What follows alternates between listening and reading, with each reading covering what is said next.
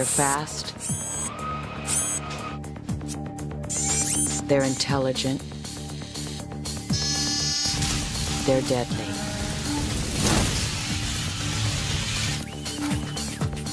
Soon, they'll be everywhere. Robots and living machines are breaking out of the laboratories and stepping into our lives. Will they help us? Or will they replace us? Even the people who create them can't agree. But whether humanity likes it or not, the robots are rising. And our world will never be the same.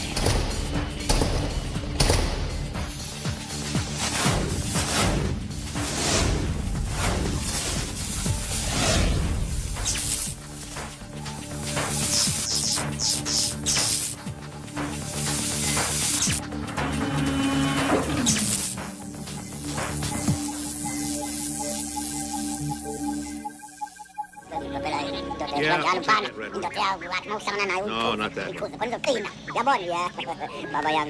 You, I suppose you're programmed for etiquette and protocol. Protocol?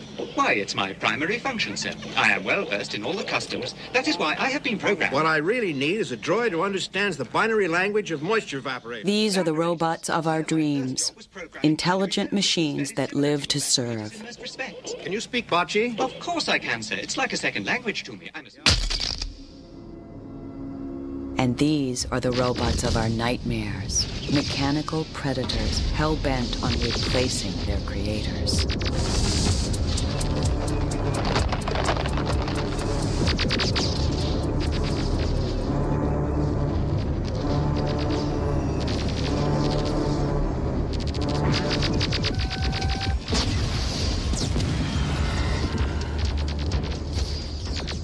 I think the idea of people fearing robots is almost a myth. I'm not so sure that people imagine that robots will bring direct harm to them, but it may be the cultural changes and the changes in the way we do things may have impact or consequence in people's lives or workplace or the way that we do things. And it's that notion of change that seems to be the great concern. A robot is a machine that performs useful actions and is capable of making decisions about its behavior. In other words, robots are the love children of computers and power tools. They come in all shapes and sizes, each specific to its function. As we shall see, some of them even resemble the artificial humans of the movies. But until very recently, robots in the real world looked more like toasters than the Terminator. Since they first came on the scene in the 1960s, real-world robots have slowly worked their way into industry, taking over more and more dirty, dull, and dangerous jobs with each passing year. In assembly line businesses, such as building cars, the ability of robots to perform complicated tasks over and over is a perfect fit. But getting robots off of their pedestals and into the world at large has proven far more difficult than science fiction films would have you believe. This is beginning to change. The revolution in computing power, combined with unorthodox new approaches to building robot brains, has resulted in a revolution in robotics technology. In the near future, the worlds of fantasy and reality may converge. When that happens, will we be ready for it? RoboCop.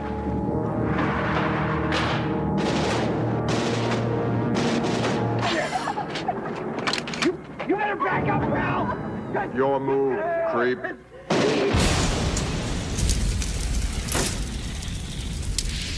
This is the fantasy vision of police robots. And this is the reality. In Washington, D.C., the U.S. Capitol Police raced to the site of a suspected bomb. The Capitol Police are charged with protecting Congress, much as the Secret Service defends the president. These officers have to be more cautious than ever before. Terrorists have begun to plant 2 bombs at their target sites. The primary bomb explodes first, followed by a secondary device that's left to kill the policemen who come to investigate. Things have changed a lot. We talked about secondary devices for years, and now we're starting to see them on actual incidents in the U.S. They've been common in Europe for some time. And the degree of sophistication has increased to the point where there are literally proximity devices, which used to be limited to military explosives that explode when you approach them. They just sense a change in the magnetic field and off they go. What's it look like? Well, it looks like a box. Wooden about this big. When an experienced officer identifies a suspicious package as a bomb, the police take no chances. They send in the Andros 5. The Andros 5 robot has become the tool of choice for bomb squads in high-risk areas around the world. The robot's popularity is a sad reflection of the increasing danger of law enforcement. The machine is teleoperated, which means that its actions are controlled from a safe distance by the bomb squad. Guiding its multiple claws and cameras takes practice, but most officers feel it's worth the effort. Actually, I'd like to send the robot in every time. It makes my job a whole lot safer. And I think our job is relatively safe with our training and equipment, but there's that word relative, and there's zero risk in sending the robot in. And if the robot bites the dust, well, I'm still here to requisition another one, and I've got all of my extremities to do it with. It's just a mechanical loss. Now comes the most critical part of the operation. The robot must drop the bomb into a custom-made sphere that will absorb the shock of an explosion.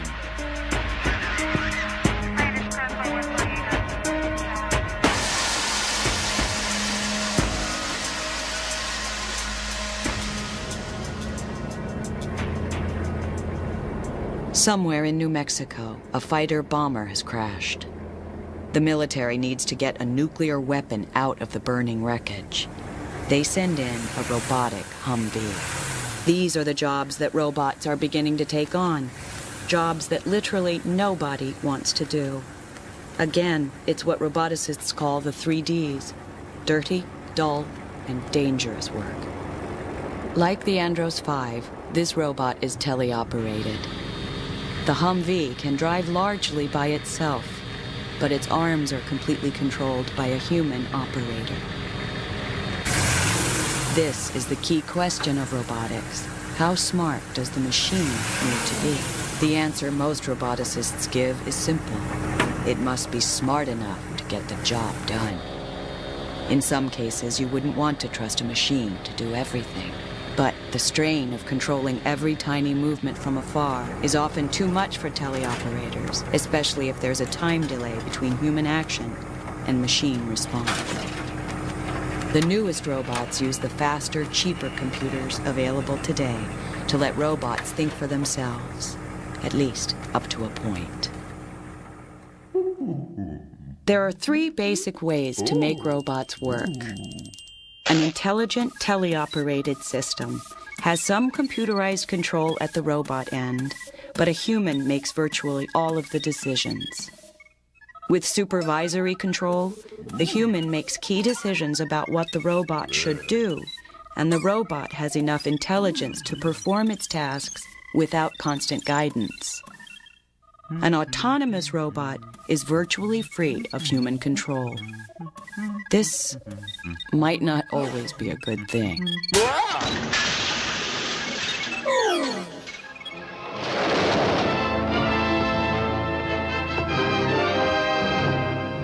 Tobor, the most amazing, the most fantastic creation of man's mind.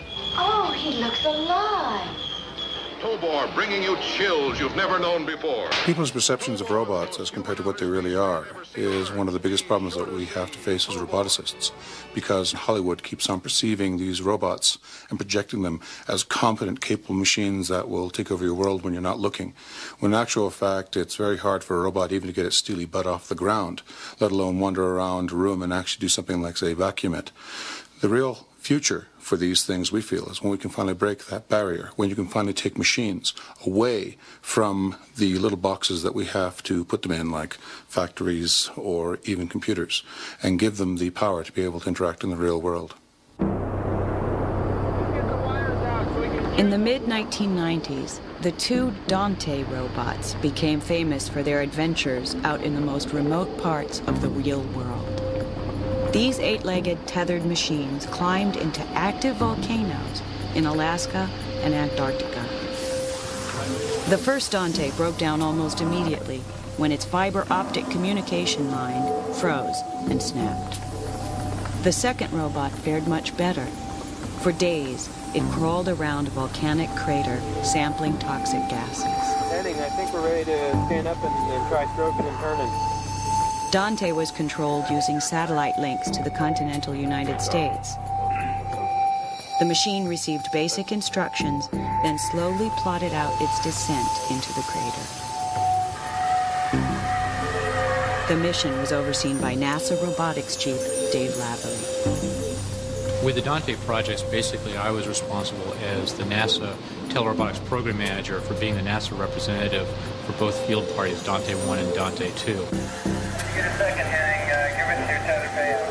The real significance of both projects, one, it was a demonstration that the technology associated with the robotics was ready to make the leap out of a laboratory environment into a real, harsh, realistic setting. And you can't get anything that's more harsh than a polar volcano as far as we've been able to find on this planet. And yet the robotics technology has shown that there's a capability there for safely delivering a science package into a volcano interior and then bring the data back out without endangering any human lives.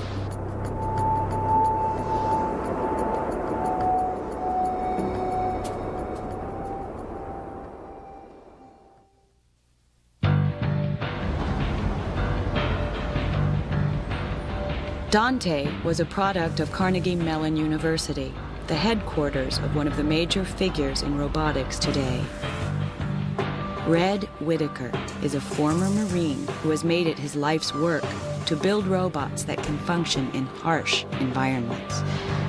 He is the de facto leader of the top-down approach to robotics, which mimics the way humans, the animals at the top of the food chain, interact with their world. Whitaker's robots are programmed with an advanced knowledge of their surroundings. Every action they take is carefully considered and weighed against an overall plan formed by their computer brains. They are also notoriously big. I've already been thinking ahead to next design on this thing, and something more monolithic, maybe get the... My first 50 robots probably have the rap of being the mega robots, the big guys that Red builds big machines. And whether it's a mouse or a moose, the thing that's important is that it's appropriate to its purpose. I was a little restless in my world, looking for something different and more, and computing was already a little far along. I sought something that would be pioneering, true invention and creation, and also good for decades, and something that would impact, make a difference in my lifetime. I chose robots. The real galvanizing event was taking on development of the machines to clean up the 3 Mile Island nuclear accident, and that experience then set the course for a career. Whitaker's company, Red Zone, has made a full-time business out of building robots that go where humans fear to tread. This is Rosie, a robot that decontaminates and dismantles aging nuclear facilities.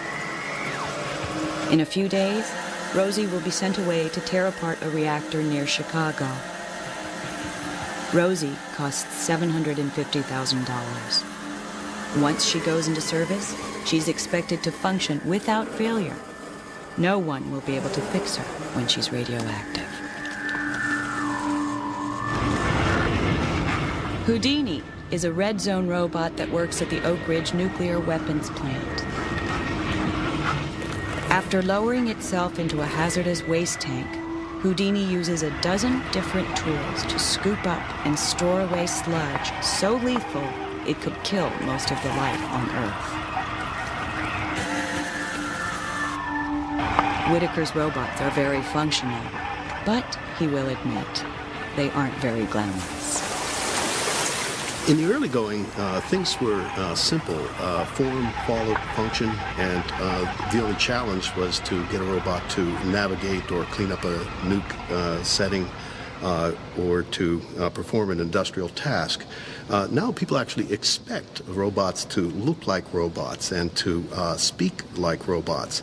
The Ambler robot behind us did in fact think about where it would move, that it would be moving its left foot forward and then crowding the next obstacle to leave room for the right foot to get up and on, and actually to express what it was doing and what it was about. And people actually were enchanted by that. I think that next generation robots have to master that kind of speech and interaction a lot more than their personal status or the weather report, but to really interact in the way that we are right now.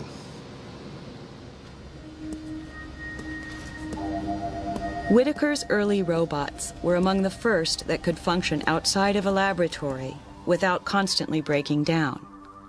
But apart from Whitaker, no one had much luck making robots that could reliably find their way through unpredictable environments. And no one at all could make their machines move quickly. Then along came Rodney Brooks, the inventor of the bottom-up approach to robotics, which mimics the behavior of creatures at the bottom of the food chain. Back in the early 80s, robots were very, very slow. They were connected to mainframe computers. They would compute for minutes at a time before the robot could move even a meter. And if anything changed in the world in the meantime, they were completely lost what was going on. And I looked around at insects, and insects, could fly around at a meter or so per second. They could avoid getting eaten by a bird. They could chase prey that they were after. They could go through mating behaviors. So it seemed to me that maybe we were organizing the computation the wrong way in the way we were approaching robots. And that maybe by trying to organize the computation a little more like it's organized in insects, we would get much better performance. Brooks' insect robots aren't intelligent the way we think of humans or even computers as being. Instead, they operate on patterns of behavior. When you turn them on, they're brainless. But with each step they take, they learn how to adapt to their environments. Rather than having a standard central controller, these robots have separate layers of behaviors that are independent but which communicate. No advanced behavior can start unless the simpler ones are up and running. When I first started talking about these ideas, the only good thing going for me was I had videotapes of robots really doing things that other robots weren't doing. Otherwise, it would have been dismissed as a total flake, and probably would have been a total flake. But because I had some performance, people looked at it and thought, well, maybe there's something there. But there was still a lot of arguments with me and a lot of resistance. Now, over time, people who actually build robots have generally come to accept this approach at the low-level aspects of controlling a robot, and it's become the standard way to operate. Unlike Whitaker, Brooks is not an engineer. His specialty is building brains. The robot's bodies are made by his colleagues and students at MIT. But like Whitaker, Brooks is ambitious and not opposed to making money. Brooks is now chairman of IS Robotics, the bottom-up version of Red Zone. How are the new tracks going? I guess Virtually everyone on staff is an MIT alumnus. They all share the dream of putting a robot in every living room. This week or next week we'll get that set. But right now, many of their robots are paid for by the people who brought you duct tape and the internet, the United States military. The IS concept is to build swarms of small, inexpensive robots that can cover terrain too dangerous for troops to enter. This minesweeper is designed to be carried by soldiers into combat zones. The controls are strictly supervisory. The machine finds its way through the world in the same brainless fashion as Brooks' insect robots.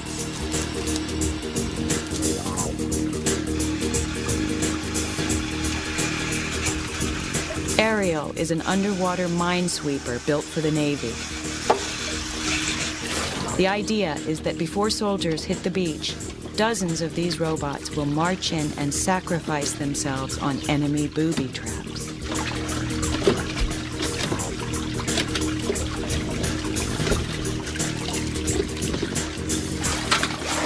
Ariel's body was based on a crab. If currents throw it about, it can operate upside down.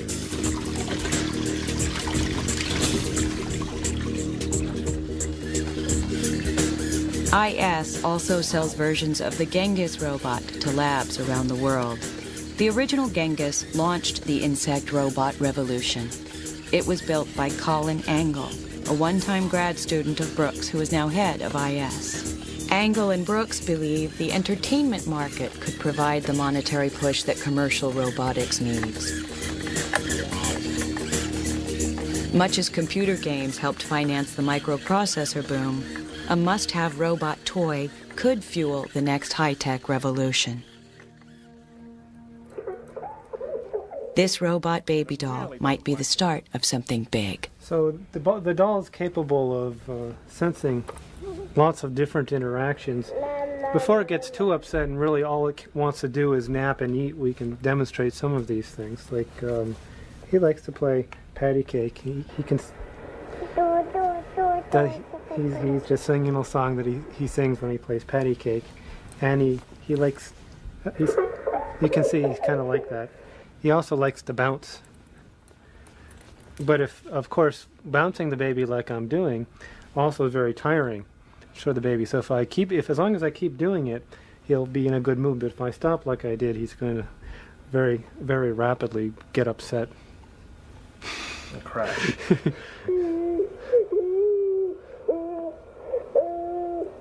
So we should give him his bottle rod. Why don't you demonstrate that? Yes, he's not being real happy right now. Oh, that's better. That's much better.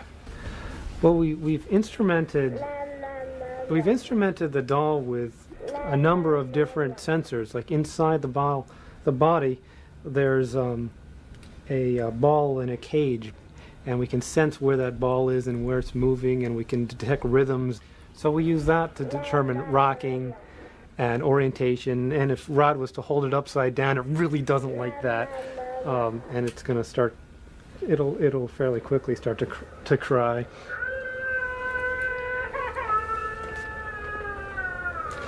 And so that puts in a really bad mood. We really did upset it by holding it upside down, because it's got these various drives that need to be satiated, and certain emotions that get excited by both good things and bad things. Just give it a hug. And the hugging sort of lets it get a little happier. It's a very reassuring and comforting sort of thing. So you can see we've improved his mood measurably by giving it a little TLC here. In robotics, a lot of us feel like we've been cheated by Hollywood, in that Hollywood has shown robots doing things that we don't have any possible capability of doing with our robots right now. So people are disappointed when they see our real robots. On the other hand, I'm more optimistic now than I was 5 years ago that we're going to eventually catch up with Hollywood, and maybe before too long, maybe even in my lifetime, be doing a few things that Hollywood hasn't thought of just yet. Like what? Well, I haven't thought of them either. Leave it as a mystery.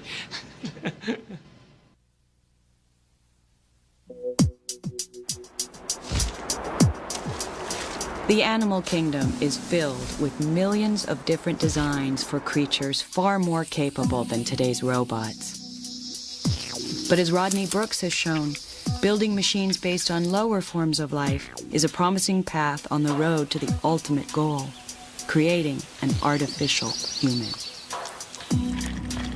The ongoing miniaturization of computer processors and parts has resulted in the first wave of machine copies of organic life, what science fiction films call replicants. And nobody builds replicants as well as the men and women at the Massachusetts Institute of Technology. MIT's Leg Lab is constructing a motley assortment of replicants, ranging from robotic flamingos to creatures that defy description.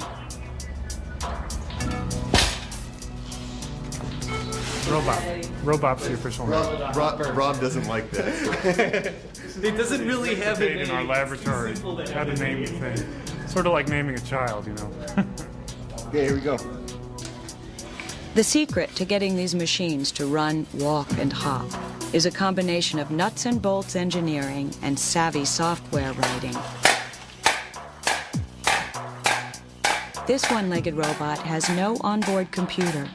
It's kept upright by pure physics. But when the robots have multiple legs, they're propped up by something called virtual model control. The machines are tricked into keeping their balance by a simulated spinal cord built into their computer brain. The virtual spinal cord lets this robot, called Spring Turkey, walk on 2 legs. Until recently, this was considered impossible. But the Leg Lab tackles the impossible every day. For instance, Peter Dilworth is trying to bring dinosaurs back to life, working from the skeleton of a troodon. He has painstakingly assembled a 2-legged robot that he hopes will walk and run like the monsters of the Mesozoic. Ultimately, he would like to build a zoo filled with dinosaur replicants. Like many young roboticists, Dilworth's work has been inspired by science fiction. One of the things that really got me interested was this little guy. This is the robotic soldier from Star Wars. The whole idea of seeing these robots in the movies convinced me that it must be possible to actually make them. They look so real, and I felt that, you know, why can't I make that? Why can't I bring that into existence?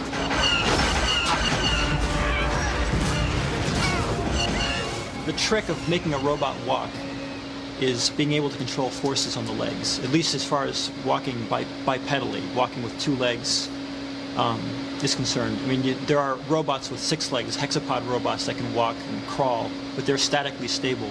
But in the case of this robot, a biped robot, the balance of the robot is much more complex. And in order to maintain balance, you need to be able to push against the ground very carefully, you know, with just the right amount of pressure. And you need to be able to sense how much pressure you're feeling on your leg, because that information, the sense of how much force you're using, is an important part of figuring out what your balance is.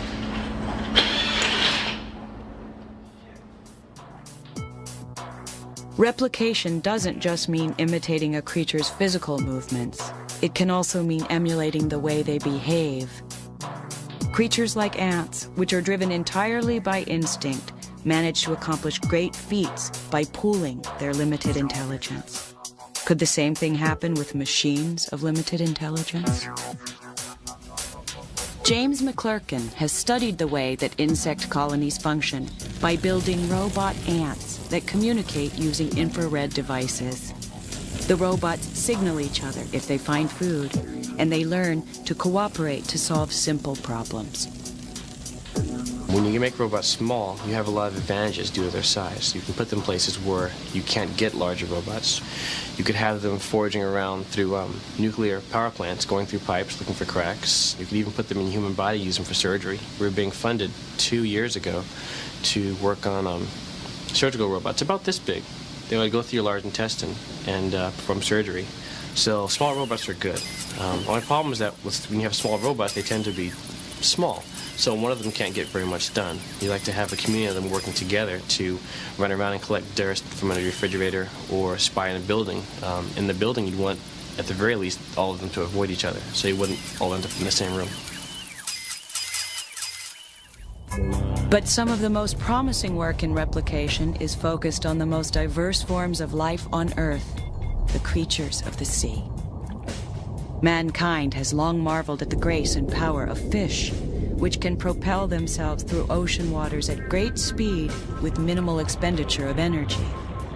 Wouldn't it be nice if we could take all of our sophisticated sensors and pack them into something small, fast, and capable of swimming the ocean? Something, for instance, like an artificial fish. This is MIT's Department of Ocean Engineering, the home of Robo-Tuna. The tuna, known as Charlie, is used to study how fish propel themselves through water at great speed. Modeled after the bluefin tuna, the fastest fish in the sea, Robo-Tuna looks and swims just like its real-life counterpart. It also squirts out a trail of phosphorescent dye that lets scientists analyze its underwater contortions. Ships and submarines of the future will incorporate the swimming lessons that Charlie is teaching. Robo-Tuna was such a success that it spawned a free-floating follow-up, Robo-Pike. Robo-Pike has a fiberglass rib cage that is wrapped in foam and lycra. Its movements are powered by 3 motors that drive an elaborate system of internal cables and pulleys. These duplicate a real pike's muscles and tendons. Affectionately called Wanda by its chief designer, John Kumpf, Robo-Pike is a great leap forward in the quest to build a genuine replicant. I was an undergrad walking through the halls at MIT, and I saw a sign on the wall that said, "Come work on a robot fish." And so I don't know, I knew that project was for me. I never thought it would, I never guessed, but I was already into robots, and I already worked a little bit in the field, and it looked like a much more interesting project than most of the stuff out there. Most of the robots out there are kind of boring, like welding robots, or, they're just not, they didn't quite have the draw that this does.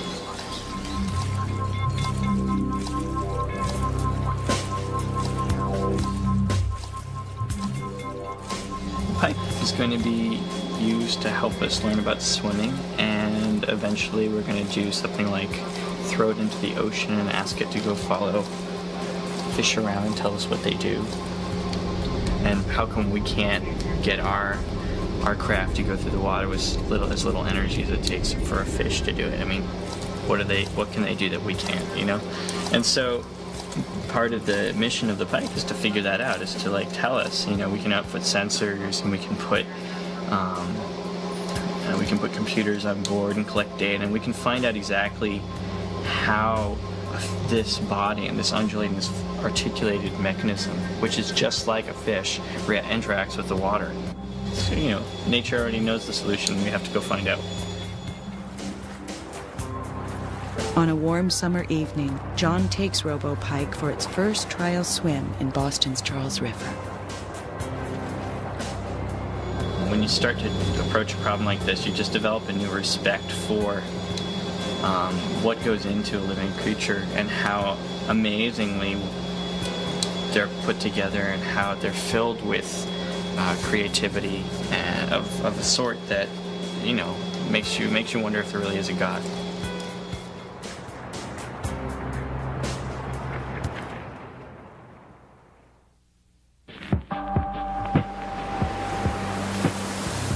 It's early in the morning off the coast of Northern California, but the good ship Point Lobos has been underway for some time. Its mission is to bring a deep-sea diving robot called the Ventana to the site of an ocean research experiment. The Ventana is an ROV, remotely operated vehicle. It is equipped with 7 cameras, 4 onboard lasers for targeting, 2 robot arms, and an assortment of interchangeable claws and power tools. It's one of the hundreds of ocean-going robots in use around the world. ROVs are usually pressed into service by oil companies looking for offshore petroleum. But the Ventana is special. It belongs to the Monterey Bay Aquarium Research Institute, a non-profit group funded with a hefty grant from the late David Packard of the computer giant Hewlett-Packard. The group, known as MBARI, conducts pure oceanographic research. They're trying to learn more about life in the darkest, most mysterious parts of the ocean.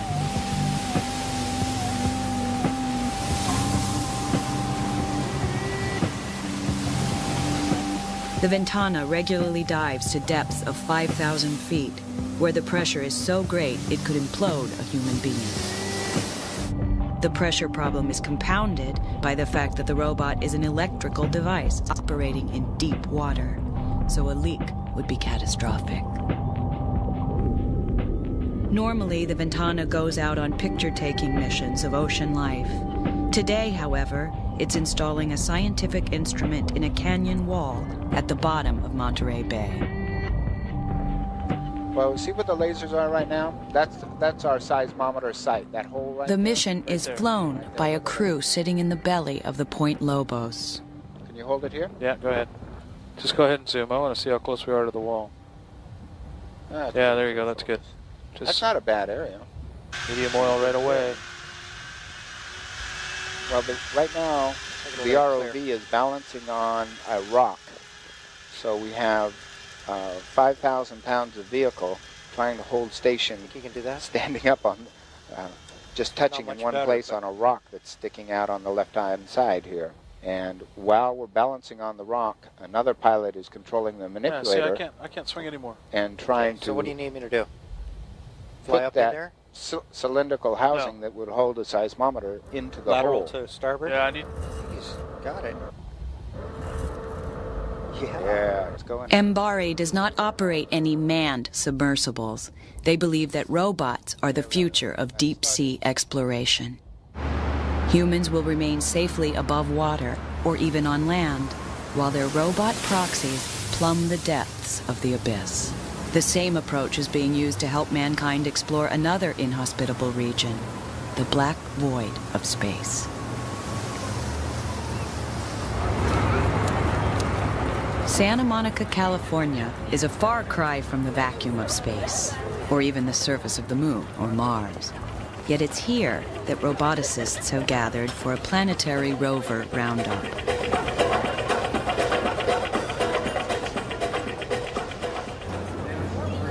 Near the fogged-in beach, some of the best engineering minds in the world present a gaggle of wheeled, tracked, and legged devices that they hope will one day cross the sands of other worlds. They look slow and somewhat clumsy, but the fact that they move at all is a technological triumph. Rovers have to meet a set of requirements even more demanding than undersea robots. They must survive being shot into space, land on other moons and planets, and then operate in an alien environment for extended periods of time. If they break down, they're a long way from help. I think this will conclude my demonstration. Thank you. For this and many other reasons, most rovers move very slowly.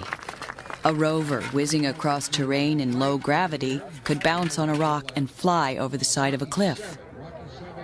This is good engineering, but it doesn't make for much of a spectacle. Still, these machines are the best hope the human race has in the next few decades to expand its knowledge about the origins of the universe. Manned space missions are now considered too dangerous and expensive to mount. Robotic astronauts will have to do our exploring for us. Fundamentally, these rovers that you've seen today, some of them are designed for the moon, but largely we're looking at rovers that are designed to go to Mars. The pan and tilt mechanism 15 years ago, we were really worried about simple little controls. How could we get it to do this little task or that little task? And today we actually handle most of those. You know, there's a whole realm of things that have to do with obstacle avoidance, which we still worry about, but is pretty well in hand. We pretty well understand how to do it. Now we have environments that are just wonderful for controlling a robot to get and do a task. And partially it's driven by advances in software and especially the advances in computing technology. Being smaller, cheaper, more powerful, lighter, it's just massively influenced what we're doing. The vehicle that you see out here now. Robotic explorers have actually flown in space for decades, bringing a set of eyes and ears to places human beings could never dream of visiting. The robotic space pioneers included America's Mariner, Viking, and Voyager, and Russia's Venera and Lunokhod. These celestial emissaries sent back the first close-up pictures of other worlds. They forever changed the way we see the universe. But the early probes had little onboard intelligence. At the time, computers were bulky and slow. Almost all spacecraft actions were controlled from the Earth. The next generation of space robots are smaller and smarter. They have enough brains on board to take orders without second-to-second supervision. Mars Pathfinder was the first of a series of missions that NASA is sending to Mars roughly every 2 years. Pathfinder carried the Mars Sojourner, the first rover sent into space. Sojourner landed on Mars July 4th, 1997, thus becoming humanity's first semi-intelligent emissary to another world. At NASA's Jet Propulsion Laboratory, Rocky 7 is making its way across a rock-for-rock recreation of a Mars landing site. This rover is a great technological leap over Sojourner. Packed full of sensors and downsized computing power, Rocky is built to do much of its work without constant human guidance. In this case, a NASA controller sends Rocky a message saying, "Take a look at these 5 rocks and get a soil sample." Rocky works out for itself how to get to the rocks and what to do when it arrives. At the end of each mission, it will download its data to Earth, then wait for its next assignment. Eventually, fleets of small, inexpensive rovers could roam Mars and the Moon, paving the way for human pilgrims. Robots have a number of different roles for space exploration. Probably the one that's most significant is to be a precursor for eventual human presence, especially on planetary surfaces. This is the idea where you want to send a robot, for example, to the surface of Mars to do a survey to find out what the chemical composition of the soil of the planet may be, to see if there's a way we can process that soil to get life-sustaining chemicals for the humans to utilize when they get there eventually. Then later on, they can actually be doing surveys for potential human landing sites or even preparation of a human habitat. So basically, a human flight that may come 10 or 15 or even 20 years later will have their house already built, sitting on the surface of Mars, waiting for them to just open the front door and move in and live. This is the Space Systems Laboratory in College Park, Maryland. The SSL is building the Ranger space robot for NASA under conditions that reflect the realities of government budget cuts. Ranger is being largely designed and flown by a small band of enthusiastic scientists and grad students at the University of Maryland. Its parts were bought at hardware stores or handmade by the students themselves. Today, the team is placing Ranger into a water tank for a practice run of a mission it will soon fly in outer space. Serving as a kind of remotely operated auto mechanic, Ranger will float outside the International Space Station, performing tasks such as unscrewing panels and replacing parts. It's designed to reduce the number of hours astronauts have to spend on dangerous spacewalks. After NASA announced Ranger, Japan's National Space Development Agency declared that it had designed a similar robot that would be launched first. ETS-7 is being built by 3 of the biggest companies in the country. Japan wants to beat the U.S. to space with a telerobot for a simple reason: money is at stake. Robotics is a major growth industry, and the Japanese want to hold on to and expand upon their market. Their view is so long-term that corporations are working on the details of using robots to build settlements on the moon within the next 30 years. Rovers are also part of Japan's effort to restake humanity's claim on the moon. Later versions of this unique three-wheel design have a good chance of roaming across the lunar soil, searching for valuable mineral deposits. The US and Japan are in a semi-friendly technological Cold War. Like the US-Soviet race of the 1960s, space is the initial place that this high-profile technology will be put on display. But no matter what nation owns the hardware, the result will benefit us all. The massive streams of data flowing back to Earth from our robots will let us see the universe in a unique, new way. Through the eyes of our spacefaring explorers, we'll know what it's like to float amongst the stars.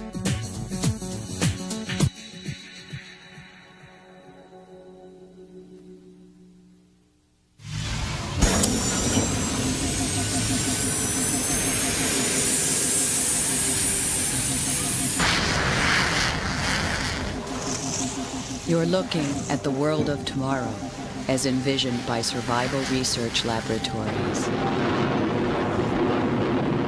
SRL is a San Francisco-based performance art group. Their malevolent machines spurt napalm and battle to the death before audiences across the world.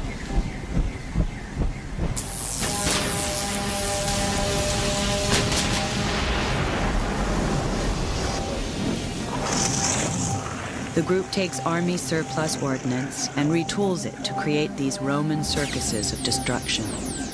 It's a black-humored parody of military Megadeth technology. But it is also a bleak vision of an apocalyptic future in which hunter-killer machines run wild.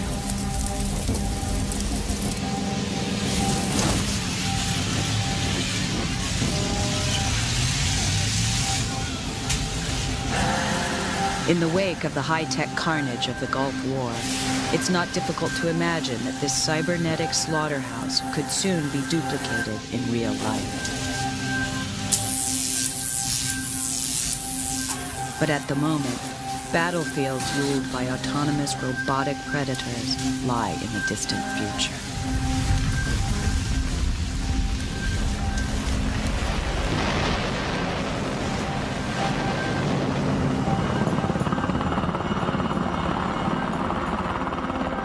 This is not to say that the wars to come will look anything like the wars of the past. The killing zones of the future are changing because the line between fighting men and fighting machines grows thinner every day. For all practical purposes, these soldiers are cyborgs. They are fully wired into the electronics attached to their bodies and built into their guns. They always know where they are and where their enemies are.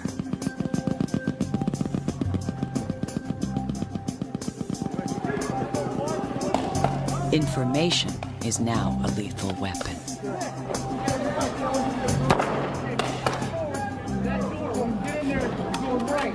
Robots will have a place in this plugged-in battlefield, but they won't be pulling the trigger.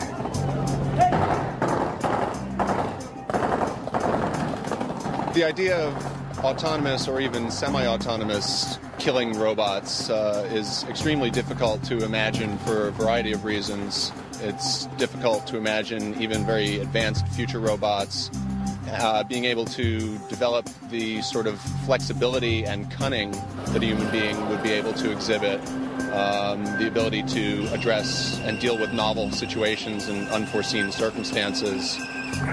Robots, machines are capable of seeing things in terms of black and white, ones and zeros, whereas a human being is capable of seeing things in shades of gray, and that's really what's required for that sort of mission. Military tradition is another barrier to putting killer robots on the battlefield. Since the dawn of civilization, great armies have been built around the skill and spirit of their fighting men. The idea of handing over the waging of war to machines does not sit well with professional soldiers. For this reason, most military robots today are unarmed spies.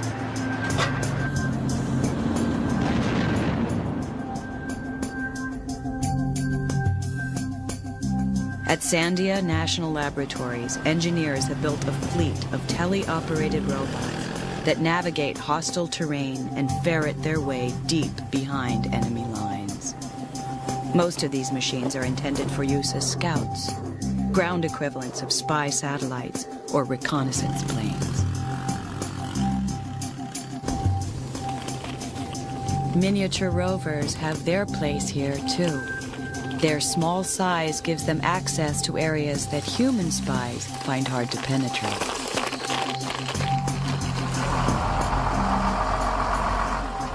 The same robotic control systems now being put into cars and trucks are finding their way into tanks. Supposedly, these will be used as decoys, though it's not hard to imagine a fully armed, tele-operated tank rolling across a battlefield. The Army, of course, isn't talking. Sandia's Fire Ant is a tele-operated robot with fangs.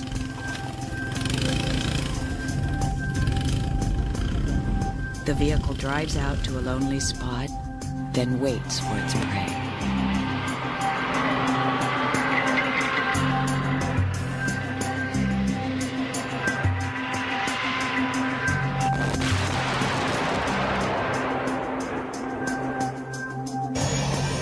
Unmanned flying robots are increasingly common in today's Air Force. Drone planes have flown since the Second World War, but today they're flying at all altitudes, often for days on end. Here too, their primary mission is collecting intelligence. They provide continuous real-time information about the battlefield.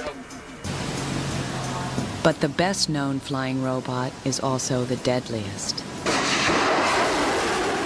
Since their introduction in the 1950s, cruise missiles have proven themselves easily as lethal as the Terminator, and perhaps a bit smarter. They can fly at rooftop level for hundreds of miles. They make decisions about their course, changing direction as they encounter obstacles. And they are notoriously proficient at finding and fatally striking their targets. The technology component of military operations has continued to grow over time and will continue to as our technological sophistication as a society and as a world increases. That does not suggest, however, that the future battlefield will be empty of human beings and wars fought by machines against other machines. The more likely scenario is human soldiers working alongside robots, sort of in tandem, and the military is only just now beginning to explore where the synergies might be found of using robotic systems with human soldiers.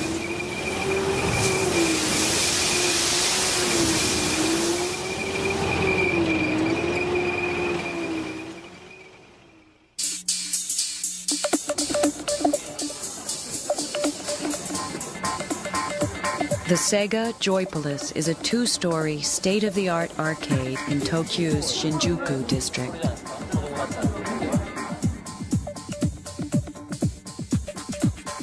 Using a combination of robotics and high-definition visuals, Sega has put hundreds of realistic simulated experiences under one noisy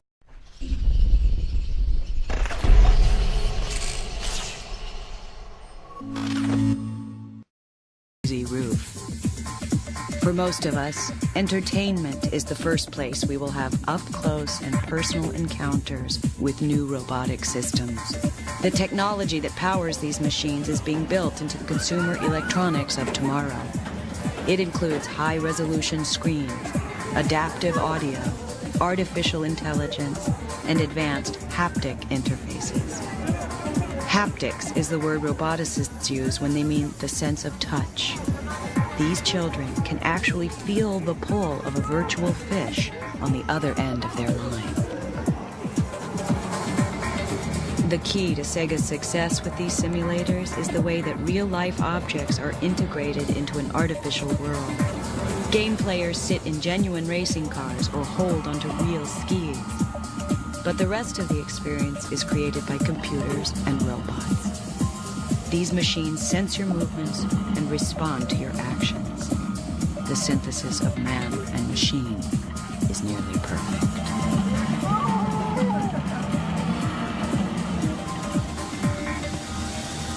All of this has been made possible by the ever-increasing power of computer processing. This plant makes Pentium processor chips for Intel.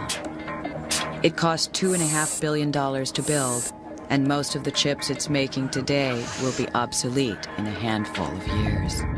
According to the rule of thumb made famous by Gordon Moore, one of Intel's founders, processing power doubles every 18 months.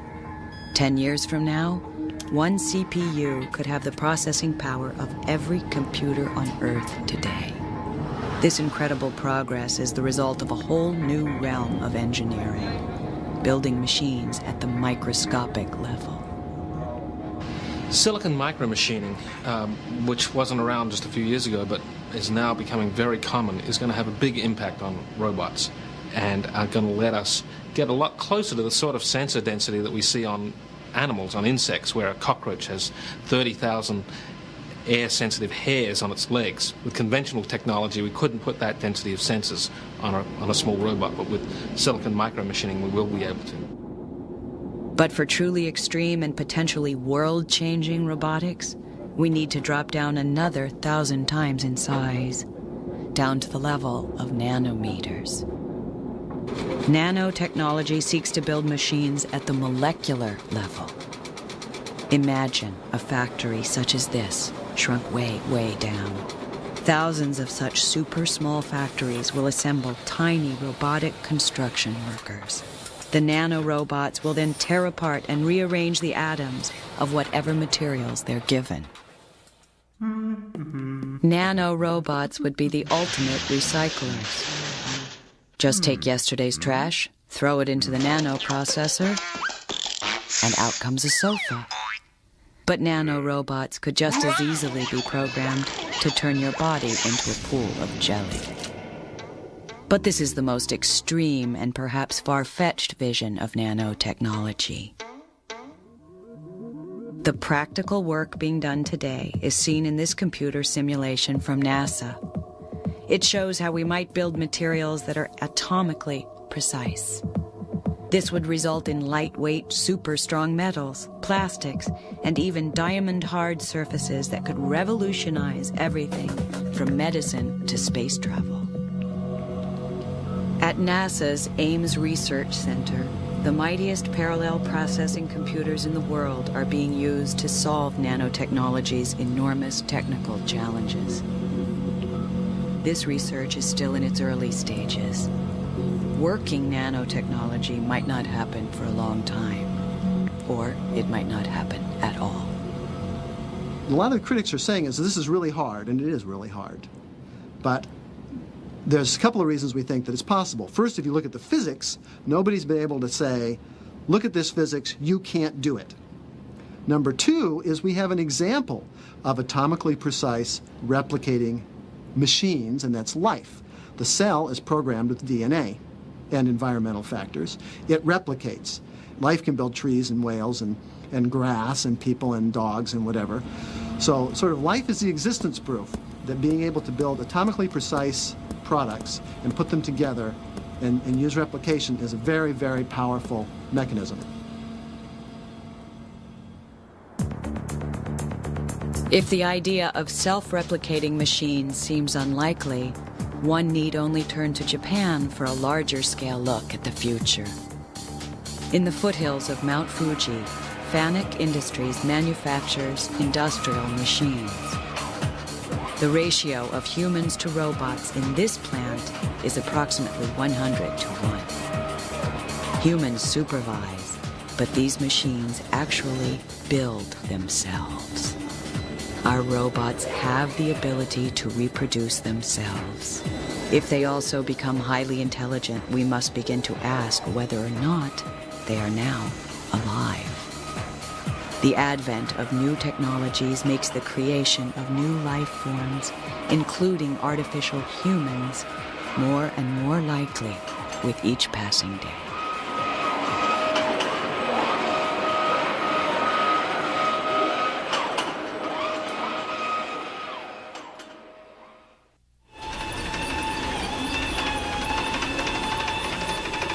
All over the world, robots are moving out of the laboratories and into our lives.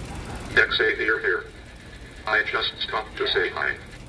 But for some roboticists, these pragmatic designs are just small steps along the path to the Holy Grail, the creation of an artificial human.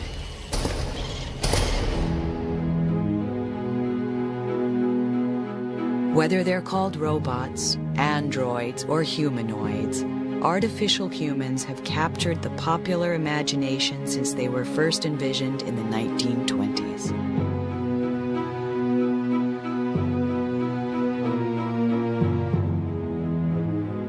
Typically, humanoids are cast as soulless embodiments of the mechanical age, symbols of our dehumanization.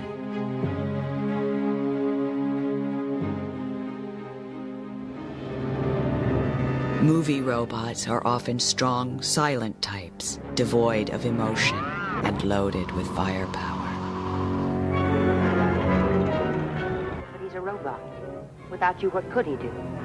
There's no limit to what he could do. He could destroy the Earth.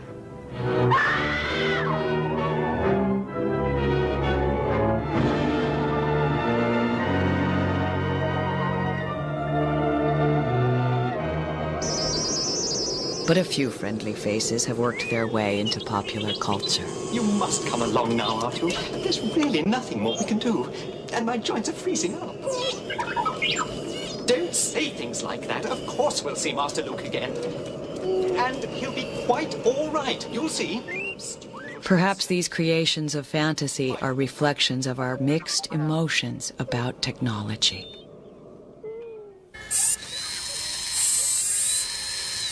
Building a humanoid in the real world is a lot harder than the movies make it look. And putting brains in the package is harder still. But we seem compelled to try. For centuries, our curiosity about the intricate machinery of life has driven us to create mechanical versions of ourselves. The finest artificial humans of the industrial age were the clockwork automatons of the 18th and 19th centuries. Watchmakers and engineers tinkered together these lifelike figures from tin, cloth, and ceramics. Their realistic movements were driven by the same wind-up mechanisms that power grandfather clocks. Automatons were usually built for entertainment, but some believed that if they built exact replicas of human beings, and they imbued their replicas with the power of movement, their creations might just come to life. All right, now, Electro. Electro was a mechanical man built by Westinghouse. His appearances at the 1939 World's Fair made him the most influential humanoid of the 20th century. Well, he's almost human. If he wasn't so big, I'd take him for an engineer. Now, Electro, a moment ago you were bragging about being able to count on your fingers. Do you remember that? Well, we're going to find out about that. Now, do you remember how many children were born at the same time to a certain family up in Canada? Do you remember that? All right, let's see if you do. Count them on your right hand. 1, 2, 3, 4, 5. 5? Well, that's absolutely correct. How can he do all those things, Jim? He's full of motors, gears, cams, and photoelectric cells. You could fill a book with all the electromechanical principles involved in the thing. All right. The robot appeared intelligent, but in fact its actions were dictated by an electric eye that triggered preset responses. And folks, he's only 2 years old, too. Just learning. Since the days of Electro, mechanical men and beasts have become entertainment fixtures. In films and in theme parks such as Universal's Jurassic Park ride, robots have reached a frighteningly high level of realism.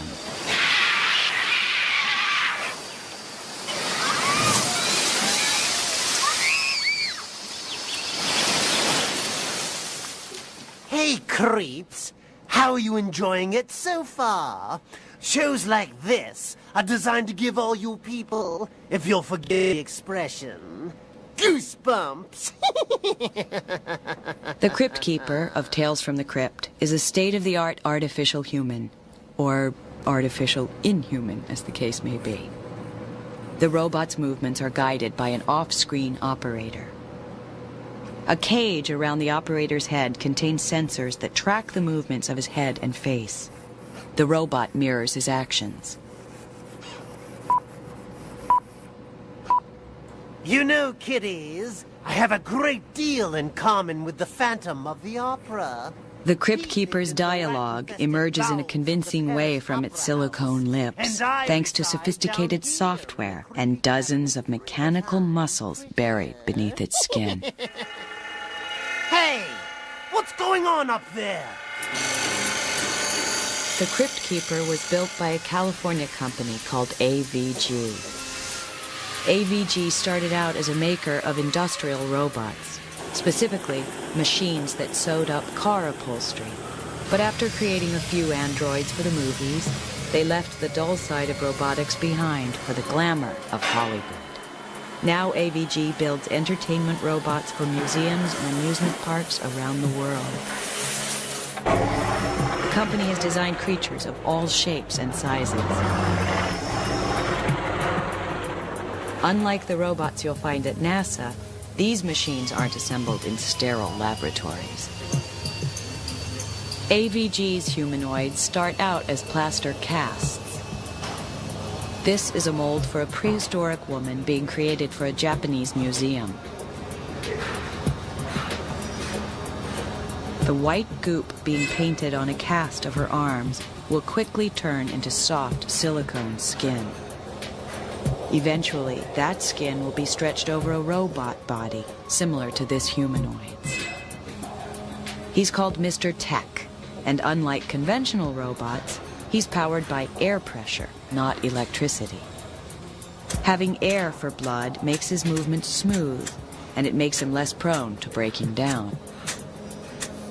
In the world of theme parks, where humanoids run through set routines thousands of times a year, reliability is essential.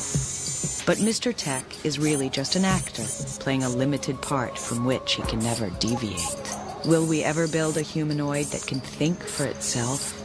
Can we build machines that not only look like humans, but behave like humans? As is often the case in robotics, opinions differ. But in the United States, and especially in Japan, engineers and scientists are making significant progress in the quest to create an artificial man.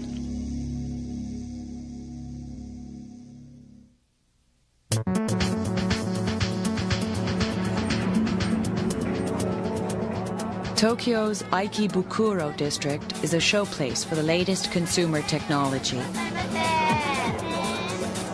Here, hundreds of thousands of devices are sold at bargain prices to consumers with a seemingly bottomless appetite for the newest, fastest, and most elegant machines. It's no surprise, then, to learn that Japan has the largest population of robots in the world, more than 7 times as many as the runner-up, the United States.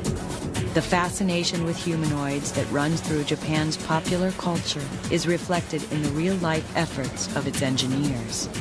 Japan has launched a long-term project to create a silicone underclass of domestic servants, robot butlers, robot housekeepers, and robot nurses, and they believe it's essential that those robots are humanoids.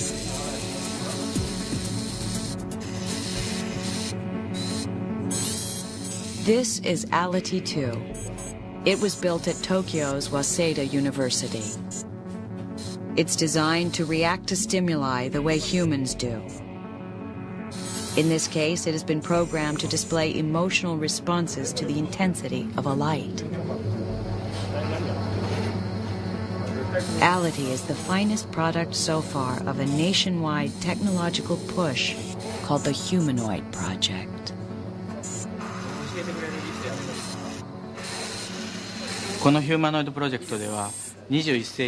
Humanoid Project, we theorize that in the 21st century, humans, robots, and cyborgs will coexist within society. When that time comes, we think that it's desirable for the robot to look just like a human. We think that because of this robot's human-like movements, we can achieve a much smoother communication between humans and machines. Ality's big eyes and gentle movements are deliberately childlike. As robots grow more intelligent and functional, their bland, ugly exteriors are becoming problematic. The Japanese solution is to give their robots human form and to make sure they're cute. At the Science University of Tokyo, Professor Fumio Hara has created a robot that can recognize and display facial expressions. The robot scans the face of the person looking at it, comparing the distances between the eyes, mouth, nose, and eyebrows against an expressionless face in its memory bank. When the robot has locked onto a particular emotion, tiny machines push around the silicone skin of its face to mirror the mood of the person in front of its cameras.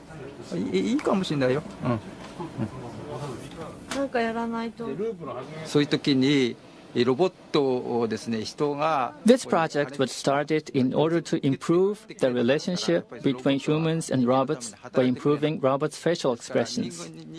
If robots are not easily accepted by people, especially by older people, they cannot work for people.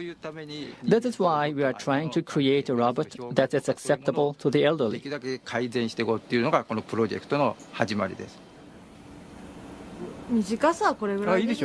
When everything is working correctly, the face robot can reflect 6 emotional states. Today, the robot is only willing to show surprise and sadness. Okay. Surprise. Large eyes, a little bit mouth open. Okay. Sadness. Sadness. Okay. Yeah. Halfly closed eyes. Yeah. That is the sad face. Hara's success with this prototype has created enough excitement to generate $3 million of funding for an upgraded descendant. His next goal is to give the robot a voice. Work on a mouth robot, complete with tongue, is already underway. Of course, there's more to life than having a pretty face. It also helps to have a strong, well-coordinated body. The grace and power built into the animal kingdom has inspired engineers for millennia, but we have only begun to understand how to replicate the ingenious designs of the natural world. Until recently, the seemingly simple act of walking on 2 legs has been an unbreakable barrier for humanoids. But at Waseda University in Tokyo, that wall has been shattered. This bipedal walking robot goes by the name of Wabian. It's another creation of the Humanoid Project. Hi. Wabian can walk short distances without support. But he also weighs 600 pounds, so his student minders aren't taking any chances.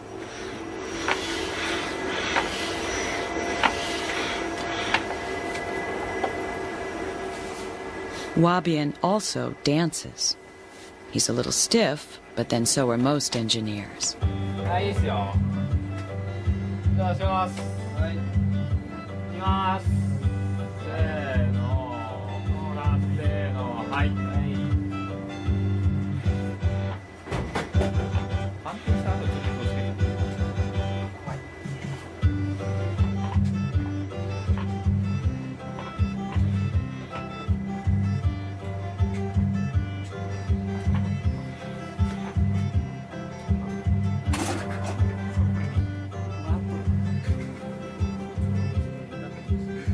The basic theory behind the machine's springing gait has found its way into the most advanced humanoid on the planet, another product of Japan.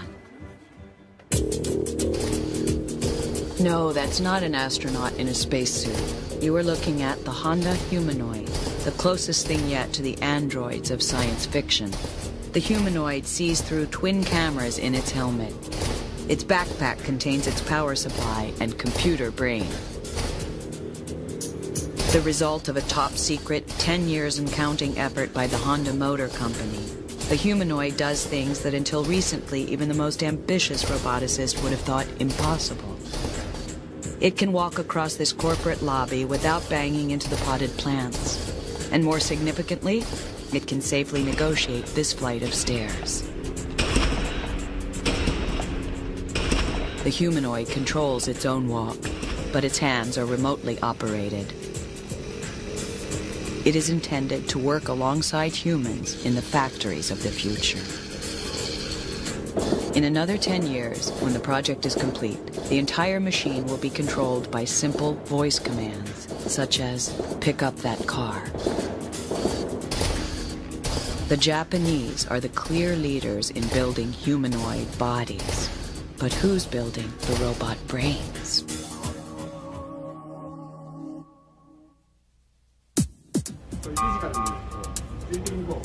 When it comes to putting brains inside the box, all eyes turn to the Massachusetts Institute of Technology's Artificial Intelligence Lab.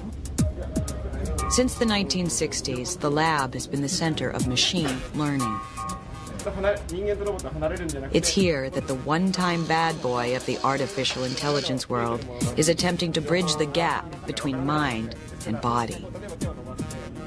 As the pioneer of bottom-up robotics, which emulates insects and other creatures at the bottom of the food chain, Rodney Brooks might seem the man least likely to build a humanoid. But to Brooks, the creation of an artificial human is the ultimate challenge. We'd spent about 10 years developing insect-like robots. The next logical step for me would have been to build a robotic reptile, maybe, and then after that a small robotic mammal, and then maybe a dog-sized mammal, and then maybe an ape-like, and then maybe a human. But each of these has taken 10 years, it seemed to me. It took 10 years for insects. I could see my own mortality come up, so I thought I should try and jump some levels. And then why not go all the way? Why not go for trying to build a humanoid while I still had it in me? This is our robot Cog, which is designed to be like a humanoid, or like a human, and have the same sort of bodily shape and form as a human. It's got eyes up here which should respond to motion right now. It's looking to see when something moves, and then it tries to reach out to it. And when it first started a few hours ago, it always reached the same spot. But over time, it first learned how to make its eyes look right at something that's moving, and I'll just wait here and I move over here, then it looks over to where I'm moving, and now it's going to try and reach out to that. So when it first started, it didn't really know how to look at motion, and it didn't really know how to reach for that motion, but over time it's learnt those two things. Much as a human child, an infant, learns over the first few weeks of life how to coordinate its eyes with what it sees, and then how to coordinate its stubby little arms and reach out towards things. The arm, by the way, is not a conventional robot arm. We've modeled it very much after the human arm. In the human arm, we have springy muscles. Here we've got springs built into the system, but they're virtual springs rather than physical springs. And so we can control the stiffness of the system. And whereas a conventional robot arm in a factory, if it did something like that to me, there would be blood spurting and bone chips going everywhere. Because we're controlling the stiffness of the system most of the time. It's safe to interact with this robot in a way that we couldn't interact with a robot in a factory. Cog was built to test an intriguing theory that there's more to intelligence than just having a brain. Is he cuddly? Yeah. How does he feel, Olivia? Our minds are directly connected to our bodies. Our senses of touch, taste, smell, hearing, and sight play a large part in the way we learn about our world. Take those. Previous attempts to build thinking machines have focused entirely on creating disembodied intelligence. But COG creates a direct link between the digital world and the natural world. It imitates the natural patterns of learning we see in highly complex creatures, such as our children. Is that a match? No. Okay, my turn. A lot of what goes on in human development, child development, is socialization, interaction with people. And those sorts of interactions happen because we both have human bodies. We can make eye contact with each other. When I'm talking to someone and they nod their head, that's the same as me nodding my head. There's a mapping between our bodies. Good one. Okay. We had one example. Cynthia Farrell, one of the graduate students who designed the robot, was interacting with it just so we could get some video footage for a conference on the arm moving about. When we looked at that footage afterwards, we saw that Cynthia and the robot were taking turns playing with a racer, board eraser that we had there. The robot had no notion at that stage of taking turns. But Cynthia knew how to take turns. She capitalized on the dynamics of the robot, and out of that came this turn-taking behavior. Very much like mothers playing with their children lead them through behaviors that they're not capable of generating themselves yet. So it seems to us that people cannot but help themselves interacting with artifacts in the way they interact with people. That's just built into us. Whether or not COG will pave the way to a new form of artificial intelligence remains to be seen. But at the very least, he shows that humans relate to mechanical versions of themselves differently than they do to the equally powerful but less glamorous technology that surrounds us. More and more of that technology uses artificial intelligence, also known as AI. These are not the talking, self-conscious computers of our dreams. The failure to create artificial human brains has forced the field of AI into more practical directions. Well, I think, you know, there's a common belief that AI died in the late 70s and early 80s. And I think one of the things to keep in mind is that all of the applications that have come out of AI research as a byproduct are essentially embedded intelligence. They're either special purpose computers like the DSP chips in your anti-lock braking system or in your 100,000 mile without a tune-up Ford. They're in the network servers that allow you to go into any ATM in the world and get your money out. There's AI everywhere. And looking at Gary Kasparov now, he does not look like a happy man. And now, the triumph of IBM's Deep Blue served as a reminder that computers and computer programmers are slowly surmounting the stumbling blocks that have crippled machine learning. he sees all these variations, and he is in fact the IBM program Deep Blue has defeated world champion Gary Kasparov. Deep Blue is technically not artificial intelligence. It is essentially an extremely competent calculator that's capable of making intelligent choices. But whatever you call it, the fact remains that it defeated the finest chess player alive. Apologists for the human race may argue that without consciousness, Deep Blue is still no equal for human brains. But the point was not to equal all human functions. The point was to outperform a human at a very specific task, and the machine succeeded.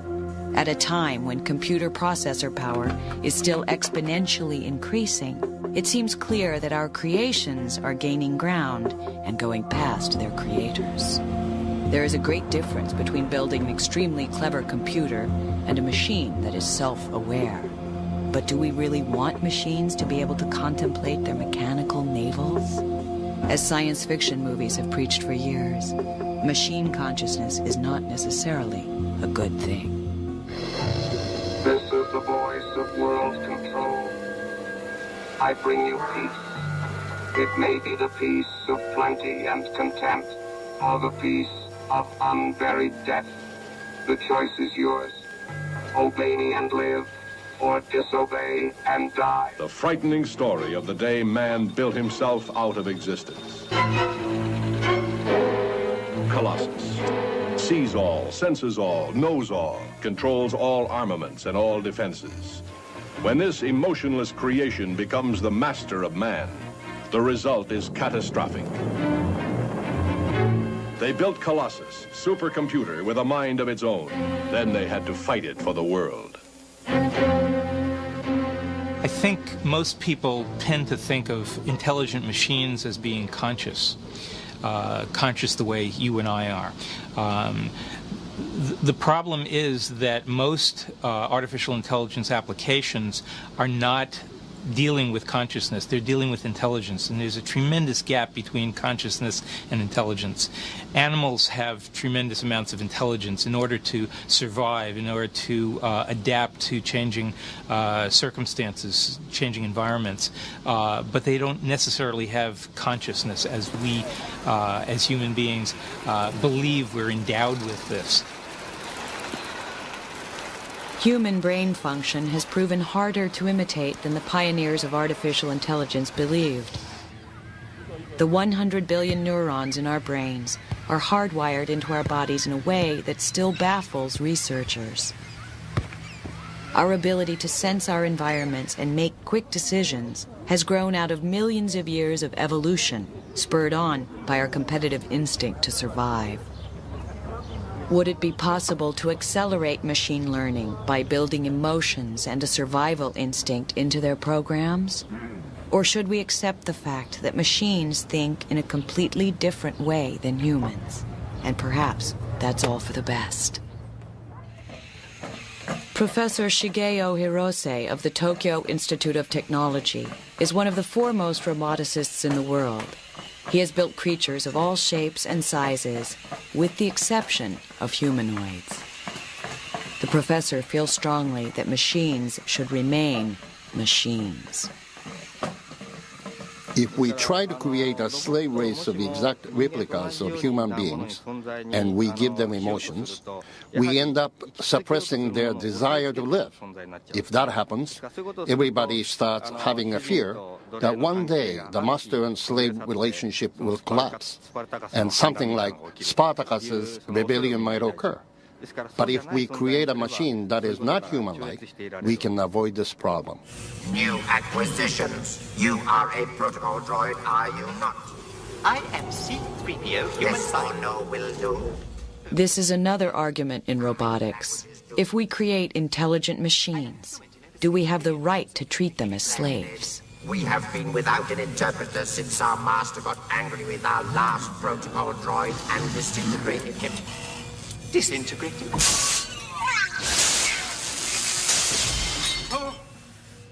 God. There's a big difference between intelligent robots and human beings if they're both working for you as slaves. Human beings carry with them an evolutionary heritage which involves wanting to survive on your own terms, essentially, for the benefit of your own genes and also your own tribal culture. The robots don't have that. The robots are built from a blank slate. Everything the robot wants to do and doesn't want to do is put in when the robot is built. The robots will no more want to be free than you would want to not eat or to not breathe. So I think the question of morality of keeping even super intelligent machines as slaves is a little bit moot.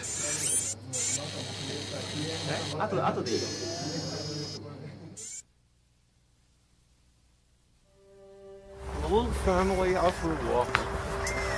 What do you expect? Wild robots must be free. In the remote reaches of New Mexico, a band of scientists are taking a wildly different approach to the problem of robot intelligence. They are attempting to use the young science of chaos theory to create living machines.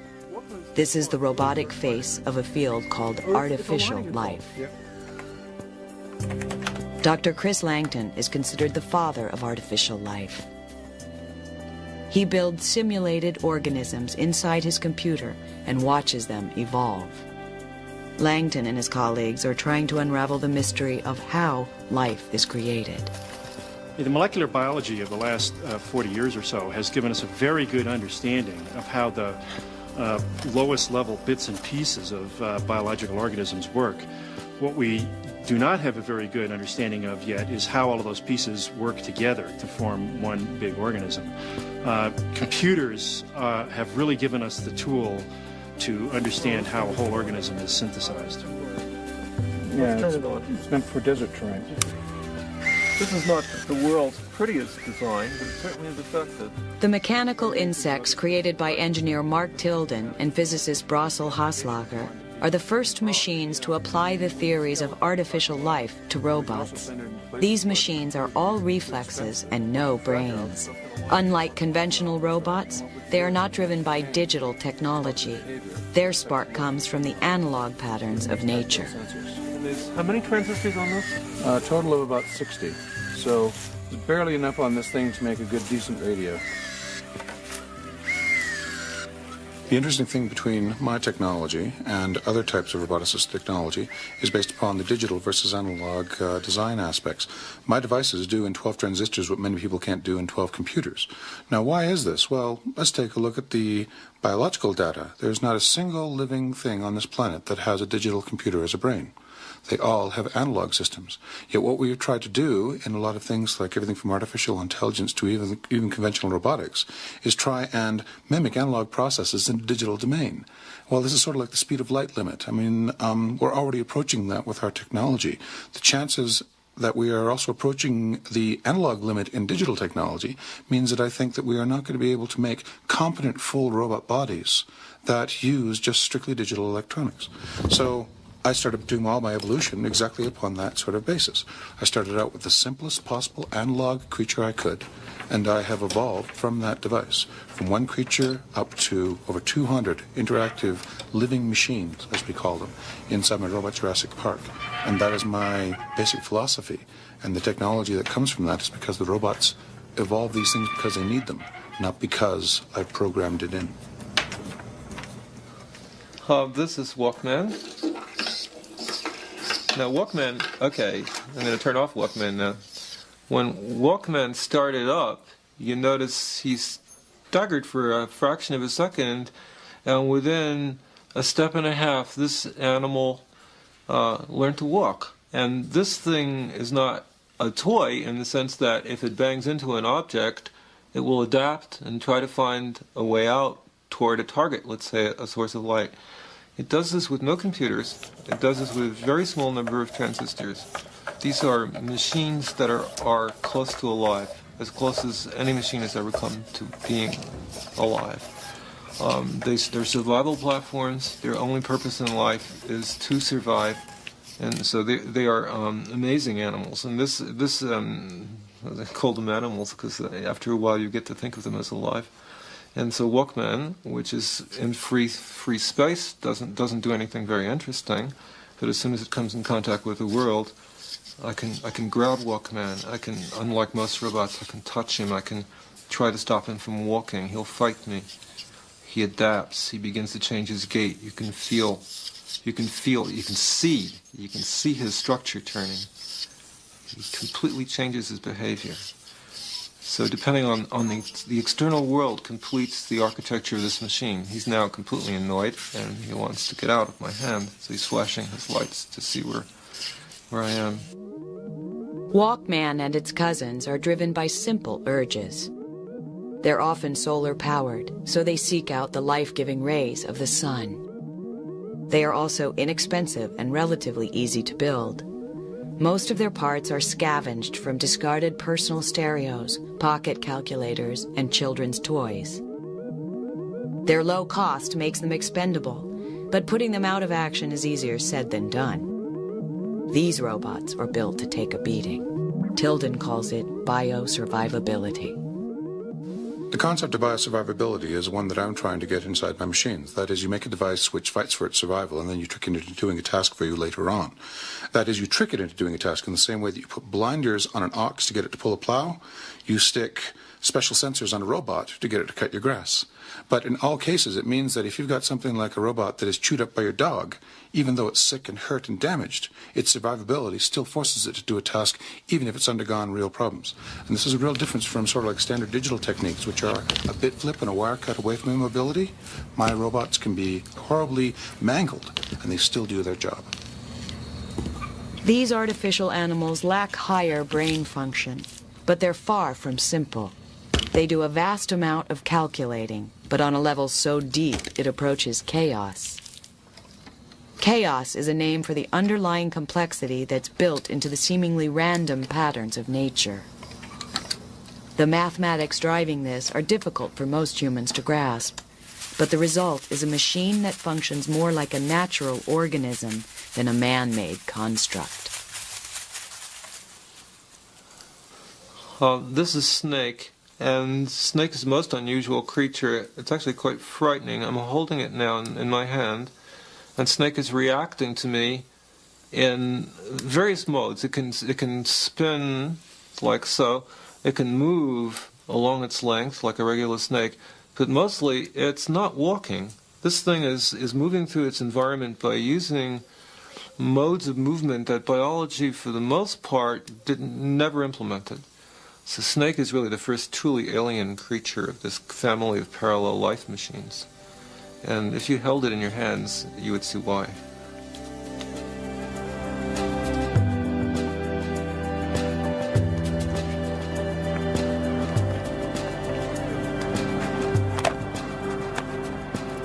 One of the critical arenas in which I think artificial life is really going to contribute is in understanding the way in which biological machines are engineered as opposed to the way that we classically tend to engineer machines. On the scale of geological time, over which we typically measure evolution, we are literally at now the end of one biological era and at the beginning of a new one. As soon as we attain the capability to actually synthesize life from scratch, whether it's in a beaker or in a computer or with a robot, we will have introduced into the world a whole new lineage of life, one that was synthesized by human beings instead of having just emerged from nature.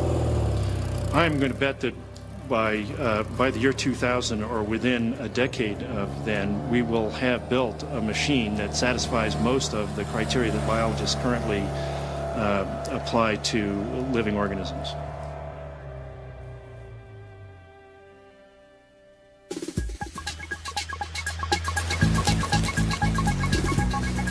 At the beginning of a new millennium, humanity finds itself hurtling into a wired world where intelligent systems are integrated into every part of our daily lives. But what path will robots take?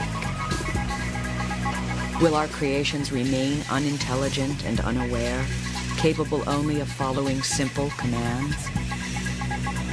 Or will they evolve into a unique new form of life, able to reproduce and survive without our support? Will friendly humanoids serve us dinner? Or will killing machines run wild? I certainly believe that we are machines, so in principle there's no reason that we can't ultimately build a self-reproducing intelligent robot. We're close to mastering the technology of life, a lot closer than we are to understanding the consequences of mastering that technology.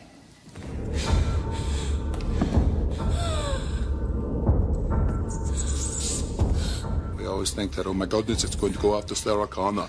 But in actual fact, there is never going to be, in the general environment, robots that are smarter than we are. We are always going to be able to trick them or stop them.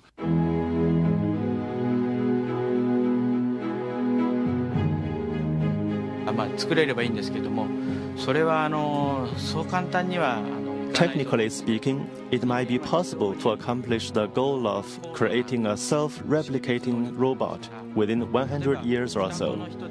Whether these robots will become one of the species or tribes on this earth is an extremely difficult question, because a robot is basically designed and created by the hands of a human being.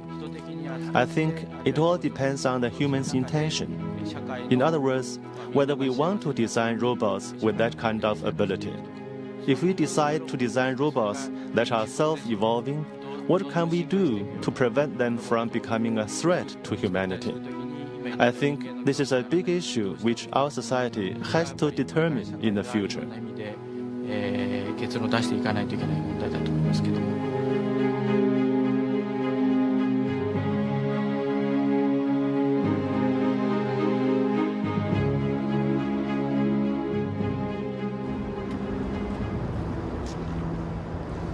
At Pittsburgh's Carnegie Mellon University, Hans Moravec has been studying the consequences of robotic evolution. Moravec feels that humanity is at the brink of a golden age, and we had better get ready for it. I've compared the progress of robots and computers with the evolution of biological intelligence and come to the conclusion that it's going about 10 million times faster, and that we're just at the beginning of the vertebrate stage, effectively. But because of the pace, we can expect a machine that can not only model its world, but can reason abstractly about it. And that machine, I think, is comparable to human beings. In fact, in some ways, it will undoubtedly be much better than human beings, because it'll do those things better that we do very, very poorly. For instance, arithmetic, but also logical reasoning of long chains of reasoning, and also communicating and sorting large databases and so on. So what we'll have is a machine that can get around the world about as well as we do, but that can basically think better than we do. And at that point, human beings are on the verge of obsolescence. This plant in Japan is nearly completely automated. Moravec believes that when our robots can design and build themselves, all industry will look like this. Eventually, we'll all be unemployed. But there's a bright side. If the super competitive companies staffed by these robots are taxed, we will all be born rich from a kind of cybernetic social security. A world in which the robots are doing all the work and, in fact, straining their superintelligence to try to please us better, to sell us products so that they can pay their taxes, I think will not be quite as strange as it sounds, because it's not so different from the world in which we evolved in for a period of several million years, when we lived in tribes of hunter-gatherers. Because at that time, essentially, there was an automated economy working for us. It was called the ecology. And our activities mostly consisted of going out into that ecology and getting the things we needed for our lives, especially food. Shopping is not that different from hunter-gathering. But for now, robots are confined to menial jobs, and some insist they'll stay there. The fear that we're going to create a race of super intelligent, super smart, super powerful androids that will take care of everything and put everybody out of work is a ridiculous concept. I mean, I think that what's going to happen is we're going to not be competing with the androids. The androids are going to do the things that androids do best. People are going to do the things that they do best, which may just be watching more television, surfing the World Wide Web.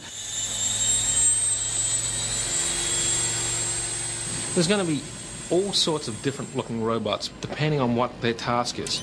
There'll be robots embedded in our houses, watching us, making some decision and doing something based on those decisions. And they won't appear anything like the way we think about robots today. I think there'll be other robots which will have human form and which we will be interacting with, because if the hypothesis is right, that it takes the human body and those sorts of experiences to be like a human, all the other robots will be aliens to us. They won't be things we can relate to. The only ones we'll be able to relate to are the ones which have humanoid form.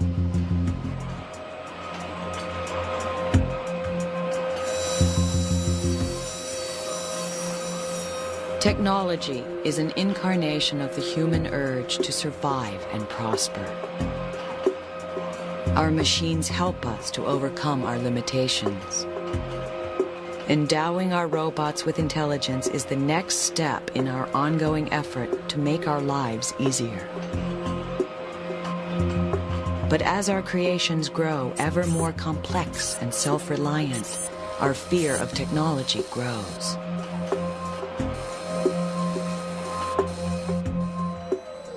We surround ourselves with high-tech tools, but we don't quite trust them.